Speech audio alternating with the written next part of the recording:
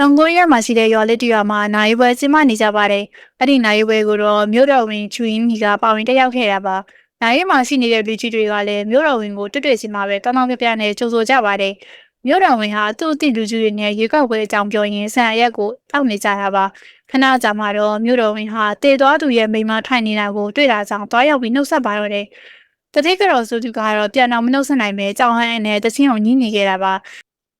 ဒါအပြင်တေသွားသူရဲ့မိသားစုမှာသမီးတယောက်နဲ့မှတ်ဉာဏ်မကောင်းတဲ့ပတန်ဆာကောင်လေးတယောက်ကရှိပါတယ်။တေသွားသူရဲ့ညီမဟာအခန်းထဲကနေထွက်လာပြီးစိုးမှရှိနေတဲ့သမီးကအဖေသေးတာကိုတော့ပြန်မလာတာကြောင့်ညီတော်ရင်နဲ့တထေးကတော်ကိုပြောပါတယ်။တထေးကတော်ကတော့နင်းနဲ့ဘာမှမဆိုင်လို့သူ့သမီးကိုမကောင်းမပြောနဲ့ဆိုပြီးစပင်းဆွဲပြီးတော့ရန်ပြစ်ကြပါတော့တယ်။အားလုံးကလည်းဝိုင်းဝန်းပြီးဆွဲကြတော့တာပေါ့။ဒါပေမဲ့ရန်ဖြစ်နေချိန်မှာပဲတခြားလူကြီးတွေကအော်အမီမြစ်တယ်သွားကြပါတော့တယ်။အဲ့ဒီထဲမှာတော့မြို့တော်ဝင်မှာအပါဝင်ပါရှင်းနေအားကြောင့်ဟာစိုးမြို့တရားရုံးတစ်ခုမှာအမှုလိုက်နေခဲ့တာပါအားကြောင့်ဟာအထက်လူကြီးနဲ့စကားပြောနေတော့ TV ကနေသူမတို့ရွာကဖြစ်စဉ်နဲ့သူမရဲ့မောင်ဖမ်းခံလိုက်ရတာကိုတွေ့တော့ပါတော့တယ်သူမရဲ့အဖေဟာငယ်စဉ်ကသူမဘာလို့လို့အောင်မပေးခဲ့တဲ့သူတယောက်ပါအဲ့ဒါကြောင့်သူမဟာကိုတက်သေးဖို့ကိုပါလုပ်ခဲ့တာပါအန်ကြောင့်ဟာချက်ချင်းပဲထောင်ကိုသွားပြီးသူ့အမေနဲ့တွေ့ပါတော့တယ်သူမရဲ့မိကတော့ဘာမှကိုမမှတ်မိနေခဲ့ပါဘူးဒီလိုနဲ့သူမဟာမှုခင်းဖြစ်တဲ့နေရာမှာသူမရဲ့အိမ်ကိုသွားပါတော့တယ်သူမကအိမ်ကိုရောက်ချင်မှာပဲနောက်ဖေးကိုသွားကြည့်တဲ့အချိန်မှာတော့ပိုးသက်စီဘူးတွေကိုတွေ့လိုက်ရပါတော့တယ်တာဝေကဲဆောင်းနှောင်းကလည်းသူတို့ရွာခံကဖြစ်ပြီးအဖေတေးတာတော့မလာလို့ဆိုပြီးပွားစီလုပ်နေခဲ့တာပေါ့မတန်ဆန်းကောင်လေးချောင်းစုကတော့အိမ်ကိုပတ်ပြနေခဲ့တာပါအဲ့ဒါကြောင့်ရဲတွေကနောက်ကနေလိုက်ဖန်နေခဲ့ကြပါတယ်တရားရုံးမှာတော့အဲ့ဒီအမှုနဲ့ပတ်သက်ပြီးမျက်မြင်သက်သေကအဲ့ဒီနောက်မှာပိုးသက်စေးဘူးတွေတွေ့ကြောင်းမျက်နှာသူတွေတောက်မိတဲ့ပိုးသက်စေးနဲ့ဂျဲဝါဇာရဲ့ဝိစာမှာတွေ့ရတဲ့ပိုးသက်စေးတွေကတူနေတယ်လို့ပြောပါတော့တယ်မျက်မြင်သက်သေနောက်တစ်ယောက်ကလည်းအဲ့ဒီနောက်မှာအမေနဲ့ချောင်းစုကအိုးရဲကိုဆန်ရက်တွေထွက်နေတာကိုတွေ့လိုက်တယ်လို့ပြောပါတယ်အဲ့ဒီအချိန်မှာအမေဖြစ်သူကိုဂျဲဝါချာကလည်းသူ့သားကဘာမှမသိကြောင်းမလုပ်ကြောင်းကိုထပြီးអော်ပါတော့တယ်ဂျဲဝါချာကိုထောင်ကိုပြန်ပို့ဖို့အပြင်ထွက်လာချိန်မှာတော့အပြင်ကလူတွေကကြက်ဥတွေနဲ့ပါပြပောက်ကြပါတော့တယ်ဒါပေမဲ့ကားပေါ်အတက်မှာတော့ဂျဲဝါချာကသူ့ရောင်မကိုသူ့သားချောင်းစုကိုသာထမင်းမှန်ကျွေးဖို့ကိုမှာနေခဲ့တာပေါ့ဂျန်ဝင်းဟာလက်ထွက်ချိန်မှာတော့သူမရဲ့အတော်ကလှမ်းမြင်လိုက်ပြီးလမ်းခေါ်လိုက်ပါတော့တယ်။ဘေးမှာလည်းရှင်းနေတယောက်ကသူ့အတော်နဲ့အတူပါလာတာကြောင့်သူ့အတော်ကိုငှားထားတာလားလို့ပြန်မေးလိုက်ပါတော့တယ်။ဂျန်ဝင်းကတော့ချက်ချင်းဆိုသလိုပဲဒါရပတ်သက်တဲ့သက်တွေမရှိပဲအစီအနေရသုံးသက်ထားတဲ့သက်တွေကလွယ်ပြီးမရှိတာကိုရှောက်လဲချက်မပေးလို့ဆိုပြီးရှင်းနေကိုစူပါတော့တယ်။ရှင်းနေကလည်းမကျင်တဲ့တာကြောင့်ပြန်ချေးပိုင်နဲ့ခဏကြာမှတော့စိတ်ကောက်ပြီးတော့အမှုမလိုက်ပြတော့ဘူးလို့ပြောကထွက်သွားပါတော့တယ်။ဂျာဝင်းဟာရုံးချုပ်ကိုသွားပြီးအမှုကိုတစားပြန်စစ်ဆေးဖို့အတွက်အထက်လူကြီးကိုတွားပြောပါတယ်။ဂျာဝင်းဟာရွာကိုတွားပြီးတည်သွားသူတွေရဲ့အိမ်ကိုတွားကစစ်ဆေးဖို့လုပ်ပေမဲ့ရင်းနဲ့ပက်လွတ်တာကိုပဲခံလိုက်ရပါတော့တယ်။ဒါအပြင်သူမအတော်ရဲ့ယောက်ျားအဟောင်းစီကိုတွားပြီးတရွာလုံးကဖြစ်လို့သူတို့အိမ်ကိုအကောက်မမြင်တာလဲလို့မေးတာပေါ့။သူမရဲ့ဦးလေးကလည်းငွေနဲ့ပတ်သက်ပြီးအလိန်ခံရတာကနေစတာလို့ဒါပြန်ပြောခဲ့ပါတယ်။ဂျာဝင်းဟာကာမောင်မီရွာကထွက်လာတော့မှအိမ်ထဲကနေလူတယောက်ကကြော်ခွပြီးထွက်လာတာကိုကားနောက်ကြည့်မှန်နေကနေတွေ့လိုက်တာကြောင့်ချက်ချင်းကားကိုလဲခွေးနဲ့ဆင်းချလိုက်ပြီးအောက်ကိုဆင်းကြည့်ပေမဲ့မျက်စိပြတ်သွားခဲ့ပါတယ်။ဂျာဝင်းဟာအထီရဲတယောက်ကိုမျက်မြင်သက်သေတွေကလိန်နာဖြစ်ကြောင်းမတင်ငါစရာအချက်တွေလည်းအယမ်းများနေတဲ့ထင်ကြောင်းပြောပြပါတော့တယ်။ရဲကလည်းသူမအရင်ကအကူအညီတောင်းထားတဲ့ memory stick ကိုထုတ်ပေးလိုက်ပါတယ်။ဂျာဝင်းဟာအခန်းကိုပြန်ရောက်ချိန်မှာတော့စတစ်ထဲမှာပါလာတဲ့ပုံတွေနဲ့သူမရိုက်ထားတဲ့ပုတ်သက်စေဘူးပုံတွေကိုစုပြီးတော့အမှုကိုဆက်ကြည့်ပါတော့တယ်။ဂျာဝင်းဟာတရားရုံးမှာတော့သူမရရှိခဲ့တဲ့ CCTV မှတ်တမ်းကိုတင်ပြပါတယ်။အဲ့ဒါတွေကတော့ရဲတွေကတရက်ခန့်ကိုအတင်းရိုက်နဲ့လက်ပွေနှိပ်ခိုင်းနေကြောင်းနဲ့ပုတ်သက်စေဘူးတွေကိုနေရာရွှေ့ထားကြောင်းကိုတင်ပြနေတာပါ။ဂျာဝင်းဟာတရားသူကြီးထားသူမအမေတရက်ခန့်ကတငယ်ပြန်မှုများနေတာကြောင့်အချုံလွတ်ဆွစေဖို့ကိုပါတောင်းဆိုပါတော့တယ်။ဒီတဲ့တင်းကိုကြားတဲ့မြို့တော်ဝင်ကတော့ဒေါသထွက်သွားပြီးတာဝန်ခံအမှုစစ်ကိုချောင်းဝါစားအပြင်လုံးဝထွက်လာလို့မရဘူးလို့သာပြောလိုက်ပါတော့တယ်။ချောင်းရင်ဟာသူမအမေကိုစိတ်ယုံမှစစ်ဆေးကြည့်တဲ့အခါမှာတော့သူမရဲ့အမေဟာတငယ်ပြန်မှုအလွန်များပြားနေပြီးမှတ်ဉာဏ်တွေပါပျောက်ဆုံးနေတာဖြစ်တယ်လို့ဆရာဝန်ကပြောပါတယ်။ခဏကြာမှတော့ဆရာဝန်စီကိုစိတ်ယုံအုပ်ကအရေးတကြီးတွေ့ကျင်နေဆိုတဲ့စာကဝင်လာပါတော့တယ်။ဂျောင်းရင်ဟာသူ့အမေခန့်နဲ့ကိုတွားကြည့်ချိန်မှာတော့သူ့အမေကရှိမနေတော့ပါဘူး။သူမဟာချက်ချင်းဆိုသလိုပဲ CCTV ကိုရဲတွေနဲ့အတူတွားကြည့်ပါရတယ်။အဲ့ဒီချိန်မှာပဲရဲတယောက်စီကရှာတွေ့ပြီဆိုတဲ့အကြောင်းကိုဖုံးဝင်လာပါတော့တယ်။ ဂျောင်းဝါစာကိုရေကန်ပေးတဲ့နေရာလဲခွင့်မြင်ထဲမှာပြန်ပြီးရှာတွေ့ပါတော့တယ်။ရဲတွေကလည်းချက်ချင်းရောက်လာပြီးဂျောင်းဝါစာကိုထောင်ကိုပြန်ဖို့ဆိုပြီးဆက်ခေါ်သွားပါတော့တယ်။ဂျောင်းရင်းကရှာတွေ့တဲ့နေရာကနေပြန်ဖို့လုပ်နေချိန်မှာတော့ရဲတယောက်ကလှမ်းခေါ်လိုက်ပြီးကျောင်းမှာအတူတူတက်ခဲ့ကြောင်းပြောကရဲစခန်းမှာရေးကြီးစကားပြောဖို့ခေါ်လိုက်ပါတော့တယ်။ရဲစခန်းရောက်ချိန်မှာတော့ရဲဝန်ရုံကသူ့အစောပိုင်းဂျူတီကြနေတော့သူမအမေကရောက်လာကြောင်း CCTV ကိုပြပါတော့တယ်။ဒါအပြင်ဂျောင်းဝါစာကသူ့ကိုသူမယောက်ျားကလူတော်တမဂျူရင်းနဲ့အတူတူပဲလို့လာပြောခဲ့တယ်ဆိုတာကိုပါပြောပြလိုက်ပါတယ်။ဂျောင်းရင်းကတော့ရွာမှာလူတက်မှုဖြစ်ခဲ့တယ်လားလို့ရဲကိုမေးလိုက်ပါတယ်။ရဲကတော့သူတို့ရွာကပြင်းမှုမရှိတဲ့ရွာလို့မြို့တော်ဝင်ကစုတောင်ပေးထားကြောင်းပြန်ပြောပါတယ်။ဒါအပြင်ရဲကဒီရွာမှာကာစီနိုကြောင်းပွက်လော်ရိုက်သွားတာကလွယ်ရင်အမှုအကြီးမရှိဘူးလို့ပြောပါတယ်။ဂျောင်းရင်းကတော့ချက်ချင်ဆိုသလိုပဲကာစီနိုစောက်ထားတဲ့လိပ်စာကိုမေးပြီးတွားကြည့်ပါတော့တယ်။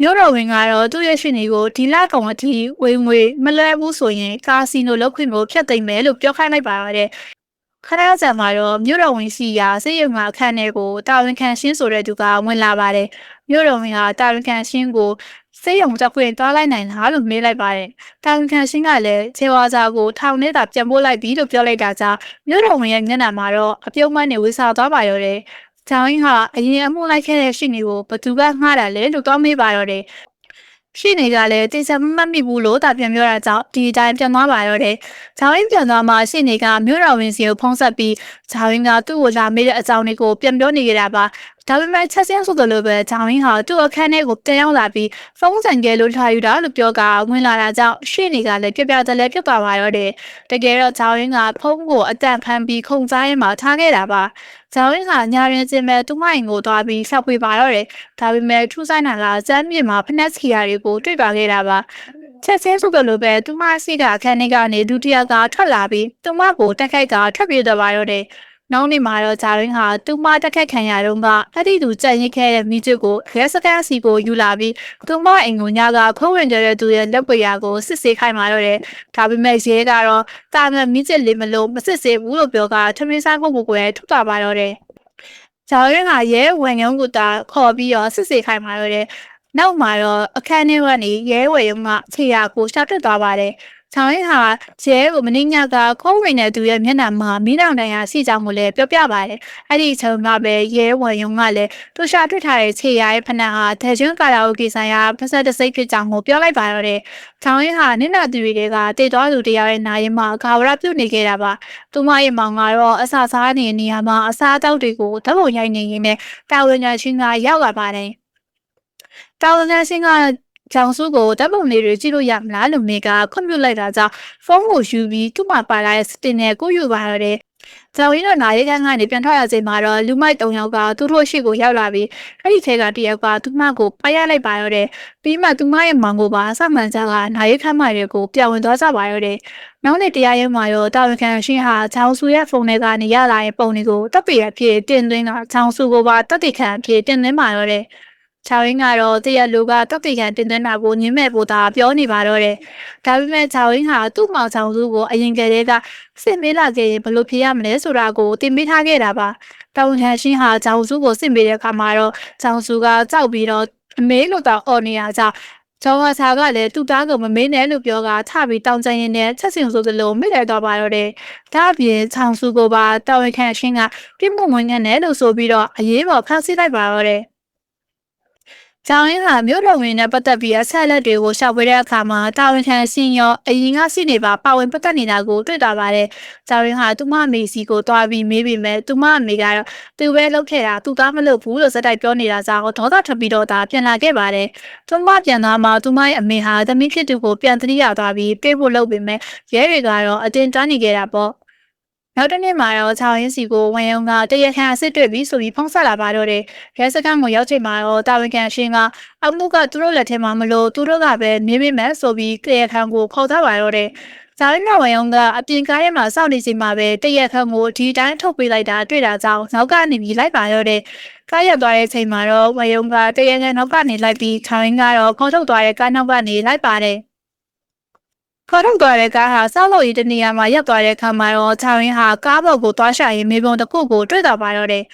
ဇောင်းရင်ဟာတွေ့လာတဲ့မြေပုံနဲ့အိမ်မှာစိတ်ထားတဲ့ဓပုံတွေကိုတိုက်ကြည့်ရင်သူမအဖေနဲ့အမေမင်္ဂလာဆောင်တော့ကရိုက်ထားတဲ့ပုံမှာကြကွယ်သွားပြီးအထဲမှာတော့ဓပုံအပိုင်းအစတွေကထွက်လာပါတော့တယ်။အဲ့ဒီဓပုံကခန်းနဲ့ဗီဒီယိုထဲမှာသွားထားချိန်မှာတော့ဗီဒီယိုတွေကနေအင်ဂျီတစ်ထည်ကကျလာပြီးအထဲမှာရိုက်ချိုးထားတဲ့ဖုန်းတစ်လုံးကလည်းတွေ့သွားပါတော့တယ်။ဇောင်းရင်ကဖုန်းကိုတော့အပြင်ဆိုင်မှာသွားအပ်လိုက်ပြီးပုံအပိုင်းအစတွေကိုတော့အခန်းပြန်ရောက်ချိန်မှာဆက်ပြီးတော့ကြည့်နေခဲ့တာပါ။